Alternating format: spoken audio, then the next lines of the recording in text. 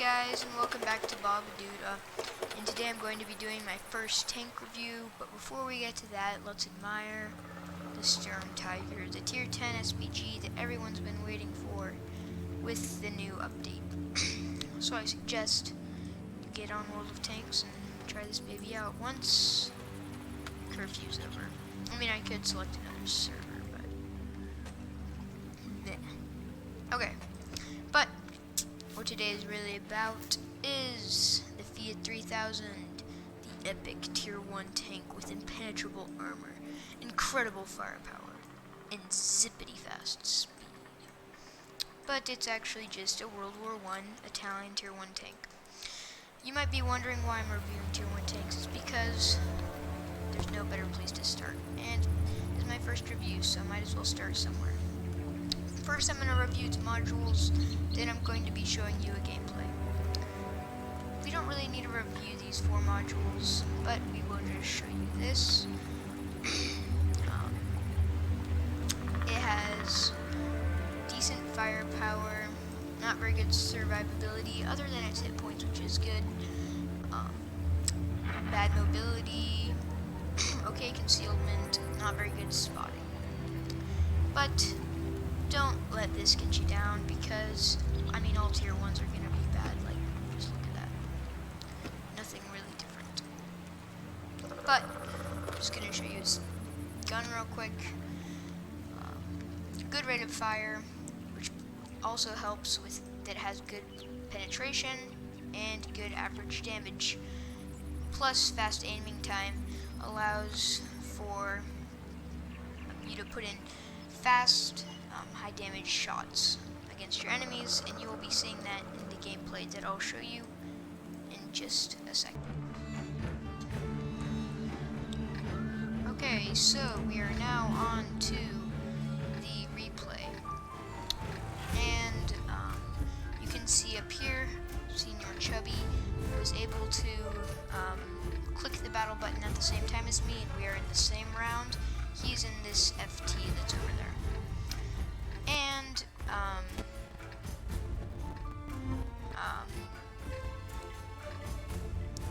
I'm going to be heading over to the city. Well, you can't really call it a city, like a town. And we're just going to see how things go. And, just so you know, all of the stats that I will be using are going to be advanced configuration, which is just the best modules you can find. So basically with its most upgraded module. And a couple things about the Fiat 3000. It's pretty much a heavy tank for its tier. I mean, has good health, good damage per shot. I mean, you can't really call any tier 1 tank a heavy tank, but you might be able to call the Japanese tier 1 a heavy tank. But I think this one fits it pretty well if you just want to hold down a position with because with its high rate of fire, it can hold down a position decently well. So I'm moving right into a position over here. They have taken the hill, which will put my position over here in jeopardy. But I think if I find a good position, I will be safe. And as you can see, this tank has decent depression and elevation angles. And it's, in my opinion, the best thing about it is its reload time and damage per shot. I see the K Hausenka, it pins in a shot. And I'm just waiting for it to decon out. I should have zoomed in more thinking back on that, but I did not. He misses his second and third shot, but pins in his fourth. But I have gotten him to about level health with me. And we are now down 2 kills, and they are down 1 kill. But we still have a good chance at winning this one. Well, maybe a little bit worse chance now that Senior Chubby has fallen. As you can see, I'm moving forward a little bit because of this FT, which is up there. I don't want him sneaking up behind me. and penetrating me and taking down all my life points. But this Czechoslovakian tier 1, he peeks out, I shoot him again, and he doesn't even shoot. So I'm kind of questioning what he's trying to do right now. I might lose this position because the NC-31 is down to 70 health, and they have guys. Oh, the NC-31 is now gone, and now the K-Helsinka really puts himself in jeopardy. I pin one in. He's missing all his shots here, and I easily just take him out using my high damage per shot and reload time. And now what I'm going to do is I'm going to try to pin a few shots into this FT, but I'm just going to skip over this part. I shoot one into him, but then he doesn't want to come out. And I'm just going to be sitting here.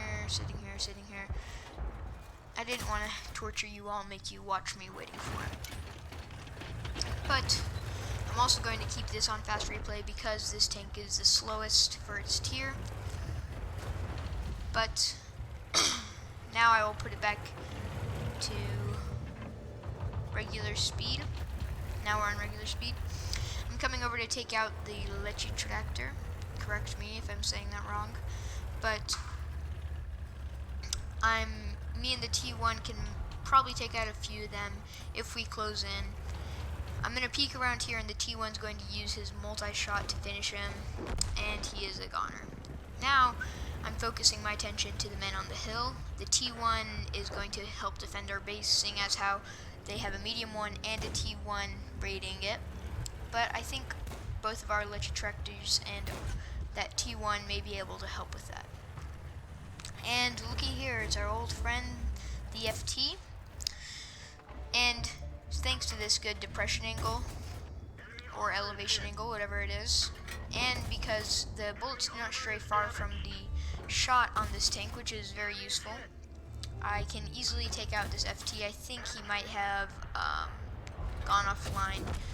But now we have another shot at winning this, seeing as how the T1 picked up his first kill. Oh wait, no, not his first kill.